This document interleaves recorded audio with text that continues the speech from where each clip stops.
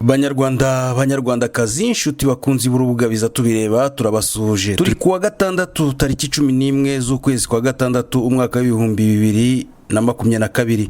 Mukamugiye gukurikirana ikiganiro biza tubireba tugaceceka. Ni ikiganiro mutegurirwa n'urubuga biza tubireba mukakigezwaho nanjye Jeanne Pomusene Mporamusanga. Inshuti muteze amatwi, tubibutse ko iki kiganiro twagiteguye mu rwego rwo gushishikariza abanyarwanda gucika ku muco mubi wo kurebera no guceceka amahano ndetse n'andi makosa yose akorwa mu muryango nyarwanda, cyane cyane ko twasanze uko kurebera no guceceka ari byo byagiye bituma igihugu cyacu u Rwanda kigwa mu kangaratete.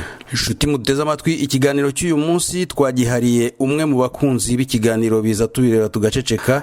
Ni umusore watwandikiye ari mu karere ka Kayonza, ariko mu by'ukuri wadusabye ko twakoresha izina rya Joseph, ngo kuko turamutse tumuvuza amazina yombi bishobora kumugiraho ingaruka ndetse bikaba byamuteza umutekano muke. Uyu musore Joseph yatwandikiye atubaza ibibazo bitari bikeya kandi bikomeye bigendanye n'uburezi mu Rwanda rwa nyuma ya 1994. Ni ibibazo bitoroshye, byakabaye byiza ari ibishoboka uyu musore akabasha kubaza Minisitiri w'Uburezi cyangwa se undi muyobozi wari wese ukora mu bigendanye n'uburezi mu Rwanda, ariko ubwo ari twebwe yabibajije, reka tugerageze kumusubiza. Joseph rero watubajije ibibazo byinshi, ariko turagenda tugusubiza kimwe ku kindi. Hanyuma nutanyurwa n'ubusobanuro twaguhaye uzongera utwandikire kugira ngo natwe twifashishe abandi bakunzi babiza tubireba tugaceceka. Bimwe mu bibazo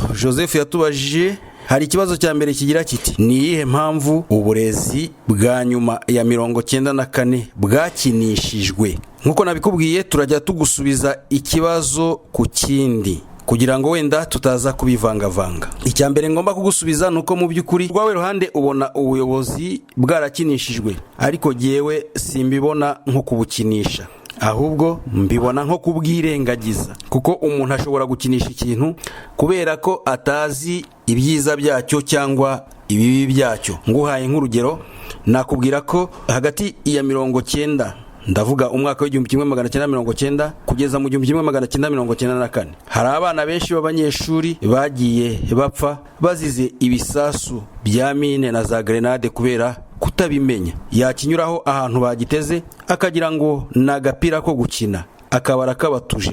Mu kanya gatoya mwajya kumva mukumva uruntu ruraturitse ruturikanya abantu bacikaguritse amaguru, nyamara we yagatoye agira ngo ni akantu keza ko gukinisha.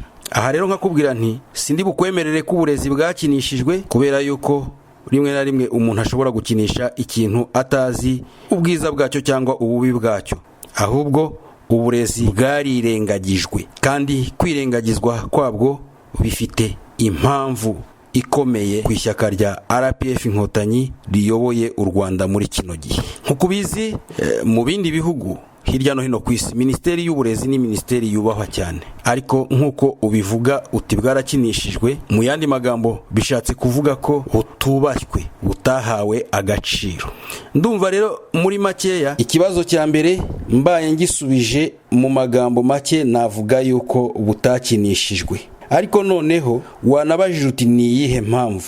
Harimo impamvu ebyiri. Kimwe mu byo ugomba kumenya Joseph, ndetse na bagenzi bawe muri mu rugero rumwe n'abandi bose bifuza kugira icyo bamenya, nuko ishyaka rya RPF Inkotanyi riri ku butegetsi hari ibintu bibiri bikomeye ritinya kurusha ibindi byose. Icya mbere nuko mugomba kumenya ko ishyaka rya RPF Inkotanyi ritinya abantu bize bajijutse. Ikindi cya kabiri nuko ritinya abaturage bakize. Ibyo bintu uko ari bibiri, waba warakize kubera ko wize ugahaha biturutse ku mashuri wize, cyangwa ukaba warakize biturutse ku mahirwe, mugomba kumenya ko ibyo bintu bibiri RPF Inkotanyi ibyanga. Kuko rero wagize uti ni iyihe mpamvu? Nuko mu by'ukuri umuntu uwize, ubundi ahandi mu bindi bihugu badafite imico nk'iy'Abanyarwanda yo guceceka no kwirengagiza, ubundi umuntu wize kumuyobora buhumyi biragoye. Cyo ni icya mbere, niyo mpamvu RPF yirengagije uburezi. Ikindi cya kabiri nuko burya atari kenshi umuntu wize kandi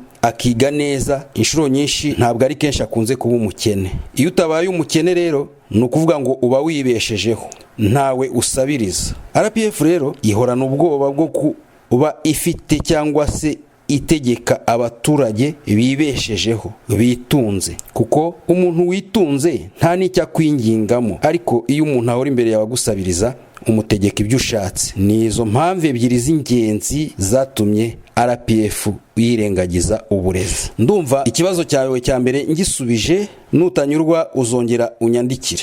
Reka tujye ku kibazo cya kabiri. Uragira uti ese ni iyihe nyungu iri mu burezi bupfapfana? Nta nyungu iriho ku banyarwanda. Iki nicyo gisubizo kuri iki kibazo cya kabiri. Nta nyungu mu by'ukuri iriho ku banyarwanda, ariko inyungu iriho ku ishyaka rya RPF. Nkuko nabikubwiye, inyungu irimo nuko bigoye abaturage batize kuba bakwibohora ku ishyaka ribategekesha igitugu. Iyo ni inyungu ku ruhande rwa RPF. Ni inyungu ku ruhande rwa RPF, ni ukuvuga ngo bishobora kuyiviramo gutegeka igihe kinini, itegeko uko ishatse, biturutse ku mubare munini w'abaturage batajijutse kandi b'abakene. Ariko ni igihombo ku gihugu. Ni igihombo ku gihugu kuko kugira ubumenyi bituma abaturage biteza imbere, kandi abaturage biteza imbere niryo terambere ry'igihugu. Bishatse kuvuga yuko biragoye ko u Rwanda rwatera imbere rukagera ku bihugu bikomeye byo mu karere bimwe na bimwe tubona biba bifite inganda zikomeye, inzego ndetse zikomeye, uburezi, ubuvuzi n'ibindi byinshi. Kuko nyine inshuro nyinshi usanga ibyo byose kugira ngo bikorwe bikenera abantu bize. Niba rero tutabafite, urumva ko iterambere ry'igihe kirambye riragoye. Ariko kuri FPR yo ibifata nk'inyungu kuko bishyira mu mahirwe yo kuba yamara igihe kinini ku butegetsi. Ikibazo cya gatatu wabajije utese nakabikora kabizi, babikora ku bushake, urangije ugira uti kubera iki? Nkuko nabikubwiye mu gisubizo cy'ikibazo cya mbere, babikora babizi kandi nyine bagamije gukomeza gukandamiza abaturage. Nizo mpamvu ebyiri gusa zituma babikora. Ikibazo cya kane kiragira kiti ese ni izihe ngaruka ziriho uyu munsi cyangwa ejo hazaza? Ingaruka ni nyinshi cyane Bwana Joseph, ingaruka ni nyinshi cyane kandi inyinshi zatangiye kwigaragaza. Ngira ngo ubibona neza muri domene zose ko hari ikibazo cy'abakozi. Iyo ugiye mu burezi ubwabwo usanga dufitemo icyuho kinini cy'abarezi, abarimu. Kugeza ubwo ubu u Rwanda rushobora kujya gushakisha abarimu mu bihugu nka Zimbabwe, Kenya, Ubuhinde n'ahandi hirya no hino ku isi. Reka turebe mu rwego rw'ubuvuzi. Kugeza uyu munsi iyo ugiye kureba usanga mu Rwanda indwara tuvura, ndavuga ibikorerwa mu mavuriro yo mu Rwanda, ushobora kurwara malaria ukavurwa, ushobora kurwara utuyoka two mu nda ukavurwa, bene za ndwara mbega dufata nkaho zidakomakomeye. Ariko nk'iyo bibaye ngombwa ko umuntu arwara indwara zikomakomeye, cyane cyane izifata ama organe amwe namwe y'imbere mu nda, tuvuge nk'imyijima, igifu, umutima, urwagashya, impyiko n'izindi, usanga inshuro nyinshi abazirwaye birangira zibahitanye kubera kubura ubushobozi bwo kujya kwivuriza hanze. Abafite ubushobozi nabo mu by'ukuri usanga bajya kwivuriza mu bihugu by'amahanga nko mu Buhinde. Izo rero ni ingaruka zikomeye cyane, kuko urumva ko hasohoka umutungo w'igihugu utari muke, bikarushaho kongera ubukene mu gihugu. Izindi ngaruka nuko mu by'ukuri iyo ugiye kureba usanga mu gihe isi igenda ihinduka nk'umudugudu, bisaba buri gihugu gukorana n'ibindi bihugu, usanga u Rwanda rugenda rushaho kuba mu kato kubera ireme ry'uburezi riri hasi. Reka dufatire urugero mu karere k'uburasirazuba bwa Afurika, ari naho tubarurirwa. Nyuma y'uko East African Community ihuje isoko ry'akazi mu karere, Abanyakenya bemerewe kuza gukorera mu Rwanda, bahashaka akazi kandi barakabona. Abagande baraza kandi barakabona. Abatanzania baraza kandi barakabona. Ariko kugeza uyu munsi, kugira ngo ujye kubona umunyarwanda wabonye akazi keza mu gihugu cya Kenya, i Bugande cyangwa muri Tanzania biragoye cyane, kuko inshuro nyinshi usanga bavuga ko uburezi bwo mu Rwanda buri hasi, ku buryo abitwa ko bize muri za kaminuza zo mu Rwanda baba badafite ubushobozi bwo gukora mu nzego zitandukanye muri ibyo bihugu. Ingaruka rero urazumva. Izo nizo dufite muri kino gihe zatangiye kwigaragaza. Izo mu gihe kizaza nta zindi komeza gusigara inyuma y'ibindi bihugu. Uyu munsi ishyaka riri ku butegetsi rya RPF rikoresha ikintu nakwita nka makiyaje. Ibi ngibi abadamu n'abakobwa bakunze gukora, ugasanga umuntu yisize utuntu bikamuhindura isura ku buryo uwo mwahuye ku manywa mushobora guhura nimugoroba ukamuyoberwa. Makiyaje ikorwa niyihe? Ni ugukubura umujyi, gutera amajardin, gusiga amarangi mu mujyi wa Kigali, hanyuma umunyamahanga wese uhageze akemeza ko u Rwanda rwateye imbere. Ariko iyo usohotse hanze y'umujyi wa Kigali ukajya hirya no hino mu turere, aho utangira kubona abantu batuye mu nzu zasenyutse, barwaye amavunja, barana n'amatungo mu nzu, batagira ubwiherero, usanga biherera ku gasozi, nibyo bikwereka neza isura y'u Rwanda. Ibi byose rero bizakomeza kugenda byiyongera mu gihe abaturage b'u Rwanda bakomeza gusigara inyuma mu burezi ndetse no kugira imibereho mibi, ndavuga ubukene biturutse ku bushobozi bukeya ndetse no kutabasha guhangana ku isoko ry'umurimo. Ubusanzwe uburezi ku isi yose ni inkingi ya mwamba igihugu cyubakiraho. Uburezi nibwo bushishozi bw'igihugu bw'ejo hazaza, kuko ababashije kunyura mu mashuri bakabona formation zitandukanye nibo bavamo abaganga, abarimu, abayobozi mu nzego za leta, abayobozi mu mabanki, abakora imishinga, igenamigambi ndetse no kujijura abenegihugu ngo bihute mu iterambere. Ibi byose rero iyo bitakozwe, urumva ko ntago bishoboka ko igihugu gishobora gutera imbere. Ni ukuvuga ngo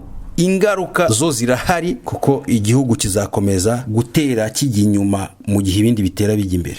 Ariko mu by'ukuri ingaruka yindi ikomeye cyane kurusha izindi, ari nayo iteye impungenge, nuko u Rwanda cyangwa se abanyarwanda bashobora kuzayoborwa igihe kinini n'ingoma y'igitugu badafite ubushobozi bwo kuyinyagambura. Ko biragoye kugira ngo umuturage urya, ushobora kwiyubakira akazu, ushobora kujyana umwana we ku ishuri ari uko agombye gusabiriza ubutegetsi, biragoye kugira ngo azabwivumbureho ku gitugu bumushyiraho. Iyo niyo ngaruka mbi cyane, mu gihe hirya no hino ku isi ibindi bihugu ubona ko abaturage bagenda bagerageza guharanira uburenganzira bwabo, gutanga ibitekerezo byabo, kugaragaza umurongo bifuzaho ko igihugu cyabo kiyoborwamo. Twe dushobora kuzamara imyaka myinshi tuyobowe n'igitugu, mu gihe ibi bintu byo kuzimanganya cyangwa gutesha agaciro uburezi byaba bikomeje. Reka turebe mu minsi mike ishize twabonye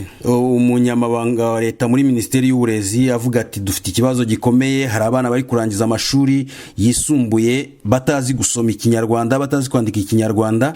Hanyuma arimo avuga ati ni ibintu rwose biteye ikibazo, ariko nyine nkuko tubimenyereye bahita bagerekaho bati turi kukivugutira umuti. Ariko reka tubanze turebe kimwe mu bintu byishe uburezi mu Rwanda. Baraba ministre b'uburezi bamaze kujyaho kuva muri 1994 kugeza uyu munsi. Ubabare ni benshi sinabarangiza, ariko reka mvuge abo numva wenda nakwibukaho gatoya. Kaduhere wenda kuri Dr. Joseph Karemera wayoboye kuva 95 kugeza muri 99 ngira ngo niba mbyibuka neza. Emmanuel Mudidi wayoboye kuva 99 kugeza muri 2001. Rome Murenzi wayoboye kuva muri 2001 kugeza muri 2006. Dr. Mujawamariya Jean d'Arc wayoboye kuva muri 2006 kugeza muri 2008. Dr. Gahakwa Dafroza wayoboye kuva muri 2008 kugeza muri 2009. Charles Murigande wayoboye iyi ministeri kuva muri 2009 kugeza muri 2011. Pierre Damien Habumuremyi wayoboye kuva muri 2011 kugeza muri 2014. Vincent Biruta wayiyoboyeho muri 2014 nawe. Professeur Shyaka Rwakabamba wayiyoboye kuva muri 2014 kugeza muri 2015. Dr. Papias Musafiri Malimba yayiyoboye kugeza kuva 2015 kugeza muri 2017. Dr. Eugene Mutimura yayiyoboye kuva muri 2017. Umva ni benshi sinabarangiza. Uriho ubu ngubu ni Dr. Valentine Uwamariya, niba ntibeshye nibyo ni Valentine Uwamariya. Iyo baze aba ba ministre bamaze kuyobora iyi ministeri, usanga ariyo ministeri imaze guhindurirwa aba ministre inshuro nyinshi. Ikindi yukoze impuzandengo, usanga uwayiyoboye igihe kinini yarayiyoboye imyaka 2. Ubundi iyi ni ministeri ibigomba kugira stabilite ku bayobozi. Ministeri y'uburezi aho ariho hose uzasanga baragiye bayihinduriza abayobozi, niyo hataba mu Rwanda igahindurirwa abayobozi inshuro nyinshi uzasanga byaragiye biteza ikibazo gituma ireme ry'uburezi ripfapfana. Joseph, ikindi nakubwira, reba ibibazo byabayemo byo guhindagura indimi ku mpamvu zitari ngombwa gusa kubera politike y'ishyaka RPF n'ubutegetsi bw'Ubufaransa. Uyu munsi amasomo yose yimuriwe mu Cyongereza, ejo hajemo icyongereza cyinshi n'igifaransa, burakeye igifaransa cyongeye cyahagaritswe, ejo igifaransa cyagaruwe, gutyo noneho ejo bundi mwabonye ko cyongeye kugarurwa. Ugiye kureba ingaruka byagize ku bana, ndagira ngo nkwibutse ko muri 1998 aribwo impunzi za mbere ziturutse ku myigire y'ururimi aribwo zagaragaye mu Rwanda. Ubwo abanyeshuri muri kaminuza bari baraturutse muri Uganda bivumbuye kubera igifaransa bakongera bagasubira i Bugande. Nyuma gatoya bamaze gushyiraho icyongereza nibwo benshi mu babyeyi bifite abana babo bari barize mu gifaransa byabaye ngombwa ko batangira kubohereza mu bihugu nka Kongo, Uburundi ndetse na Afurika y'Iburengerazuba kujya kwigayo. Hanyuma uyu munsi mushiki wabo ari kugarurira igifaransa, aravuga ati mu gihe tubanye neza n'Ubufaransa nta mpamvu yo kutiga igifaransa ndetse kigomba guhabwa umwanya uhagije mu mashuri. Noneho ndagira ngo mbaze abana bamaze imyaka irenga 10 biga mu Cyongereza ubu bagiye guhangana n'ururimi, ntekereza ko nawe ubwawe ubyumva ingaruka bifite. Ariko ibi byose nkuko nabikubwiye, ndagira ngo nkubwire ko nta na kimwe cyatunguye RPF, nta nubwo uburezi bukinishwa nk'uko bitekereza, ahubwo bwirengagijwe ku bushake. Kuba uyu munsi dufite abanyeshuri bashobora kurangiza amashuri yisumbuye batazi kwandika ikinyarwanda no kugisoma habe n'izina ryabo ry'ikinyarwanda batabizi, ndashaka kubwira ko bidatunguranye. None se hari impamvu nyinshi zishoboka. Ndibuka mu myaka ya za 1984 1985 igihe twabaga twiga ikinyarwanda, babaga batuzanira udutabo turimo inkuru twigaga gusoma, ariko wamara gutangira kugasoma inkuru zirimo zikagukurura ku buryo wowe icyo gitabo washobora kugisoma inshuro zirenze 50 bidaturutse ku itegeko rya mwarimu cyangwa y'ababyeyi, bitewe n'imyandikire y'ibyo bitabo, bitewe n'amashusho yabagarimo. Uri gutekereza ko umuntu wasomye inkuru ya Nyanshya ya baba izigera imusibangana mu mutwe? Ntago bishoboka, kuko yabaga ari inkuru ivumbura amatsiko kandi ikakwiyandika mu bwonko ku buryo kuyigusubirisha mutarebeye mu gitabo byabaga byoroshye cyane kubera inshuro wabaga wayisomye, kubera amashusho yabaga arimo. Buri mwana wese yabaga yumva ashaka kumenya icyo iyo nkuru ivuga. Mu gusoma izo nkuru inshuro nyinshi niho wahuriraga n'ibihekane byinshi. Ntago waba warasomye inkuru za Bakame n'Impyisi, inkuru z'Umunyamerwe, Saruhara rwa Nkomokomo, Uri mwiza mama, ngo uyoberwe ikinyarwanda, ntibishoboka. Ntabwo waba warasomye inkuru y'umukobwa wo mu Gisabo ngo hagire igihekane kikwisoba, ntibibaho. Ariko jya kureba ibitabo bikoreshwa muri kino gihe, inkuru ziba zirimo biba ari ibitwenge. Ni inkuru usanga bavuga ngo Kalisa ngo aturanye na Karemera, ngo iyo bageze nimugoroba ngo bacana imbabura, ngo bacana imbabura ngo umwe agahata ibirayi undi agashyira amazi ku mbabura, hanyuma bagaterekaho ibiryo bigatogota, bagashyiramo umunyu, bagashyiramo amavuta bakarya, ubwo inkuru ikabirarangiye. Niyo mpamvu uyu munsi uzasanga dufite abana batazi kuvuga igihekane gitoya cyane cyoroshye nka nta, bivugira na, natararya, natararyama, natarabyuka, nta karamu mfite, nta mafaranga mfite, mereza icyo gikombe, amafaranga yanjye, ibintu nk'ibyo ngibyo. Kandi ntabwo ari abana batoya, jya kuri YouTube, aba basore n'inkumi bakora ibiganiro kuri YouTube nibo uzumva bavuga nta mafaranga mfite, mikaramu yanjye, ntazi kuvuga ntazi kuvuga mpa. Ibyo ni ibihekane byoroshye abana batangiraga kwiga byarangiriraga mu wa kabiri. Urumva umuntu w'umugabo ari kuri televiziyo yambaye cravate, yashyizemo ikote, yarimbye rwose, umunyamugi, ntazi kuvuga ngo ntubizi se, arivugira subizi se. Kubera iki? Mu minsi iri imbere ntimuzatangazwe no kubona umuministre uvuga ngo subizi se, nta kintu mfite, nta kintu. Kandi ibyo ngibyo bakavuga ngo hari inteko y'umuco n'ururimi, ngira ngo niko babyita, ngo ishinze gukurikirana ngo ngo umuco nyarwanda ngo n'ururimi ibyo bakabishyigikira. Aho abana batojwe kuvuga ikinyarwanda uko kiri, ahubwo bakaremazwa, kandi ibyo byose RPF yo ibibonamo inyungu. None se uwo mwana utazi kuvuga ikinyarwanda, ntamenye kwandika ikinyarwanda, harya ubwo ngo icyongereza nicyo azavuga? N'icyongereza abazakivuga neza ni abajya kwiga muri Green Hills ya Madamu Kagame, ni abajya kwiga muri Amerika, mu Bwongereza n'ahandi hirya no hino ku isi, ariko ntabwo ari abo muri 9 Basic Education. Joseph, rero ibibazo wambajije nkuko nabikubwiye byari kunezeza iyo ubasha kubona nka Minisitiri w'Uburezi cyangwa umwe mu bategetsi igihugu muri kino gihe ukabimubaza, ariko mu by'ukuri icyo nshaka kubwira ni iki, nuko RPF itinya abantu bize, itinya abantu bashobora kugira icyo bimarira, ishaka abantu bahora bayipfukamiye. Kandi iki kibazo cyo gutinya abantu bize, ntugire ngo igitangiye none. Hari abajya bagira ngo igitangiye none, ariko iyo ugiye kureba ikintu cyatumye imishyikirano ihagarara, RPF igahitamo kurasa indege ya Habyarimana, nta kindi bifitanye isano n'iki kibazo cy'uburezi. Uti gute?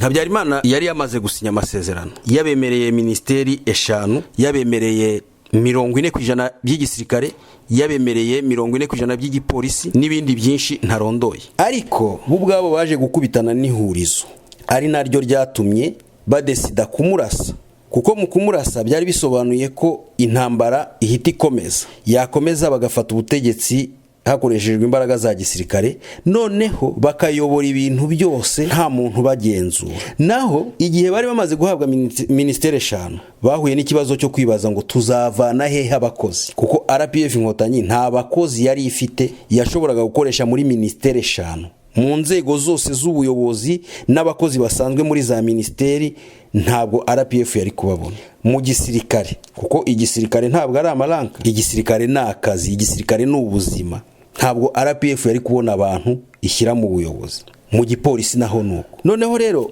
icyo gihe barabibaze, basanga nibemera kujya muri guverinema bizaba ngombwa ko bakoresha n'ubundi abakozi bari basanzwe mu Rwanda, kandi FPR ifata umuntu wese wari usanzwe mu Rwanda nk'umuntu wa Habyarimana. Sinzi icyo kintu cyabagiye mu mutwe aho bakivanye. Uzarebe habe na ba Rwigara bagiye bagenda bakajya kubafasha, bakabashyira imitungo yabo ngo bayikoreshe. Uzarebe inkuru uyu munsi baba barimo kubandikaho, uburyo bandika ngo umugore we ngo yari uwo mu rugo kwa Habyarimana, ibintu baba bavuga. Ariko ntabwo ari ikibazo cy'uko ari umuntu wo kwa Habyarimana, ahubwo nuko muri kamere yabo ubundi ntibashaka kumva umuntu wari usanzwe mu Rwanda. Gukoresha umuntu usanzwe mu Rwanda nabo bafite uyu munsi ntibirabavamo ko ari abantu ba Habyarimana. Buryo usanga bavuga ngo uriya no kwa Habyarimana, uriya no kwa Habyarimana, donc nibyo biberamo.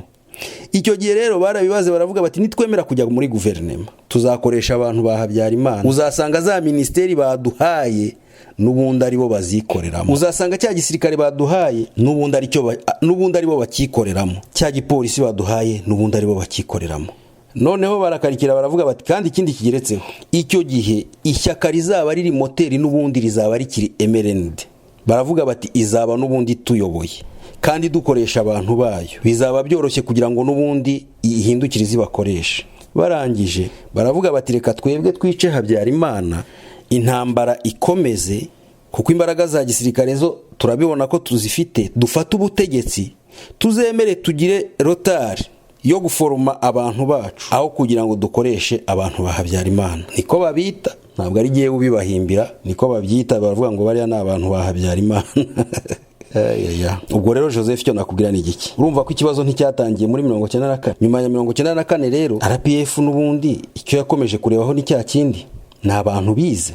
Umuntu wize ntago umuyobora buhumye. Nayo mpamvu n'abasore bagiye bajya mu Nkotanyi barize, abarokotse ifuni ya RPF n'imbarwa. Giye bikubwira ndabazi benshi bagiye bajyayo bakazira ko bize. Ubwo rero urumva nyuma yo gufata ubutegetsi ku ngufu hakurikiyeho iki? Hakurikiyeho n'ubundi guhumba ba bantu bize. By'ukuri ntakubeshye, hari abantu bize bari baragize uruhare mu bwicanyi kandi bagomba kubihanirwa. Ariko iyo ugiye kureba umubare w'abantu bize bafunzwe bazira karengane cyangwa bakicwa, wakumirwa, watangazwa n'igihugu cyangwa n'ubutegetsi bwica abanyagihugu babo babibona neza ko aribo bakagombye kuba bagiye gukorera igihugu.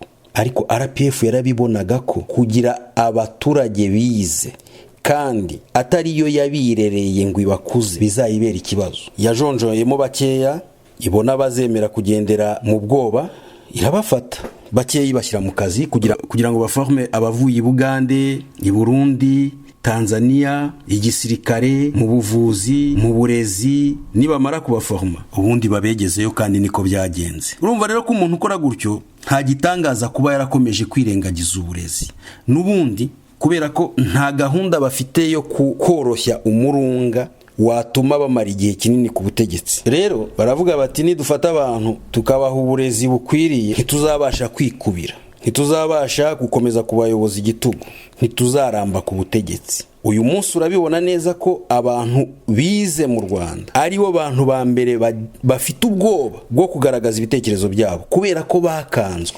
Utinyutse kugaragaza ibitekerezo bye aho yerekera nawe Joseph Rahazi ni Professor Kayumba yavuze ati nshinze ishyaka, bati bugiye Mageragere ni Karasira Aimable yavuga ati ariko abantu banjye nimwe mwabishe, bati bugiye Mageragere ni ba Deo Mushayidi ni ba Ntaganda Bernard. Ubwo rero uyu munsi urabibona gutyo, wenda ukavuga uti ifitanye ikibazo n'abantu bakuru. None se wibaza ko umuntu ashobora gufata umwarimu akamuhemba 50,000 afite gahunda yo gutanga ubumenyi kuri generation nshyashya?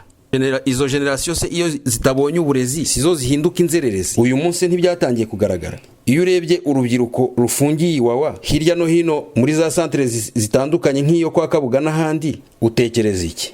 Utekereza ko mu by'ukuri ari uko bari abana bananiranye? Hariya niho RPF bashaka, hariya niho ibakeneye. Mperutse kuganira n'umuntu arambwira ati waruzi ko amabandi menshi muri Kigali ari abanyeshuri barangije university? Ndamubwira ntikagira inkuru. Arambwira ati niko bimeze, atusibye ko badatera Gatarina ariko nibo bibisha ubushukanyi. Naho ngaho niho RPF bashaka. Sinzi ko naba ngusubije ibibazo byose wambajije, ariko mu by'ukuri icyo nshaka kubwira nuko muri ibi byose nta cyakozwe gitunguranye, ari gahunda. Reka nkubwire ikibikwereka ko ari gahunda nuko nta mwana w'umwe mu bategetsi b'u Rwanda, baba abanyepolitike baba abasirikare cyangwa umucuruzi ukomeye ukorana na RPF wiga muri aya mashuri. Bose berekeza hehe? Berekeza muri Amerika, bakegerekeza mu Bwongereza no mu bindi bihugu by'Uburayi bakajya kwigayo. Nuramuka ubonye umwana byibuze wa executive w'akagari wiga muri biriya bise ngo ni 9 years basic education, uzamumbwire. Ibyo rero nibyo bikwereka ngo ni ibintu bakoze ku bushake,